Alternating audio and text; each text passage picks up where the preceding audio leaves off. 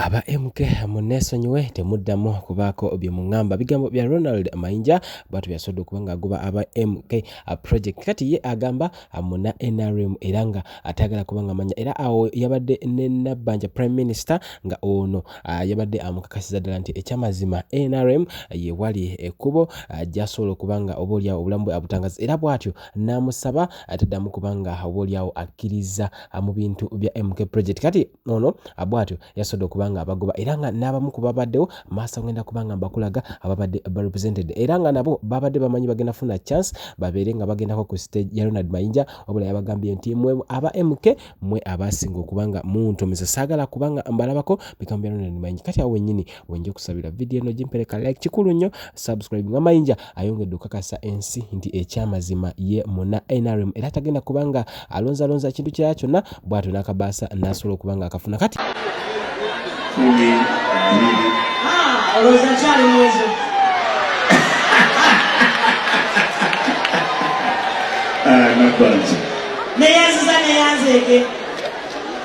ekyo kyeyongedde okubanga akiragira ddala nti Laba Mayinja Maston ate ye wa NRM olukungu era tayagala kubaako kirala ky'omunyumiza kati abaana ba People Power babadde bamanyi ekyamazima Laba Mayinja ekivulu kigenda musala wabula ku ssaawa nga 12 emiryango gye gyasobola okubanga giggalwawo era nekyongedde okubanga kikakasa nti gate naddala wano mu ordinary wo wadde wasobola okubanga mu Serena Hall wabaddewo okubanga wajjudde then ku ssaawa emu ekivulu kyasobola okubanga kyonna kijulira ddala nti ne mu VIP omuntu wabadde tolina kubanga olina newoyinza okubanga osala so obwato Laba Mayinja Maston yasobola okubanga yeyagala ku lunaku kati kamukuwe ate oboolyawo weyongere nawe okubanga omunyuminyumi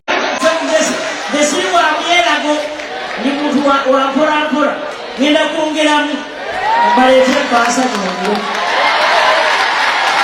ewangayimba owayenenge baasa ziriwa akabaasa tetukola bino byakweraga mpolampola naye byajja kuwulira ate ekikonde kya Prime Minister wekikugoloza kiba kitono ekikonde kya Prime Minister olowooza kyali mwezo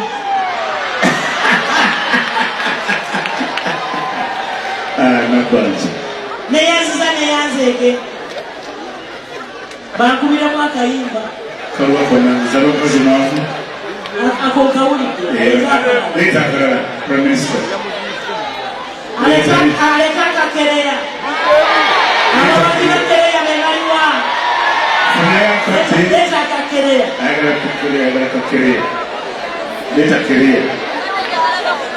Later, Prime Minister,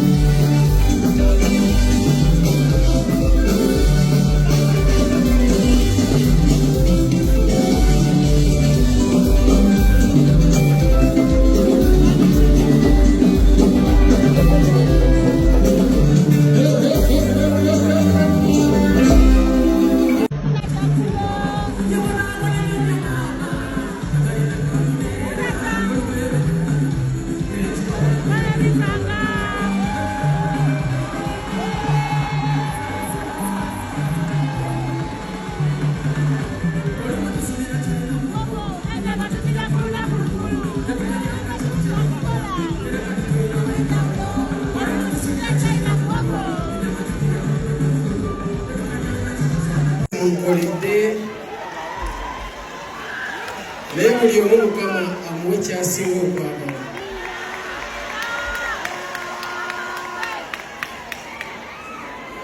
Sikyababanja mmwe mu mmanja.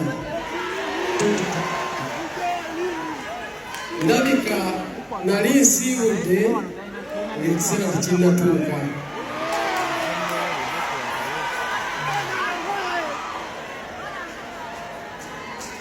Naye mundaze nti abangambanga nti ddamu oyimbe baali bategeeza kye baali bagamba, tweyongere ku ngalo.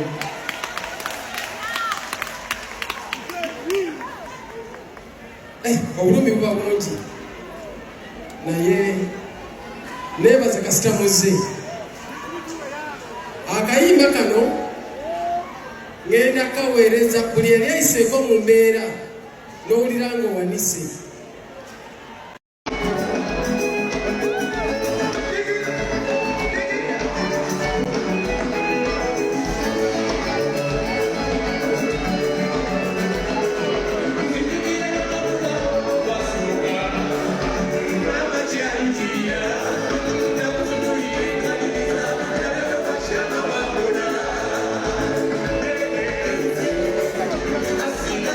A'udhu billahi minash shaitani rajim. Bismillahir rahmanir rahim. Alhamdulillah rabbil alamin. Ze ajimiti omusomi w'ekitabo era omusomi w'edduwa. Nkosa kyoto kino, ekyoto kino kiba kitagombolola. Lwaliro ku kyoto kuno kunyambira abantu bange. Buli muntu yenna alina ekizibu kye, ojja ku kyoto kino n'osula akabani n'enkusabira. Buli alina ekizibu naddala mu abali e Bulaaya n'ompereza amannya.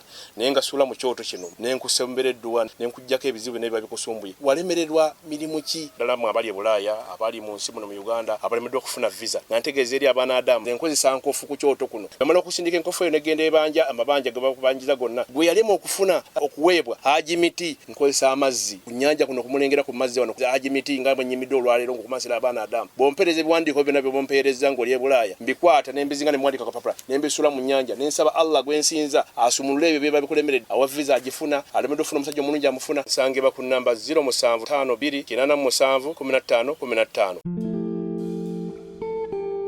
Kabaleg Associates presents International Conference on Maternal, Newborn and Child Health under the theme Identifying and Addressing Social Determinants is Crucial Towards Improving Maternal, Newborn and Child Health Outcomes. Key discussions include strategies for improving access to quality healthcare services, reducing maternal and infant mortality rates, innovative approaches such as mobile clinics and telemedicine to increase access to healthcare, the need for increased funding and government commitment to addressing these issues, increasing access to vaccines and empowering women through education and economic opportunities. Date is August 23rd to 24th in Toronto, Canada, Banquet Hall 237 Sackville. International delegates $380 Canadian, international students $200 Canadian, international exhibitions $800 Canadian, hotel per night is $200 Canadian. Contact us on +1437 216 8893 or +256 752 223 237. Email us at kabalegassociates@gmail.com. You can also visit our website on www.kabalegassociates.com.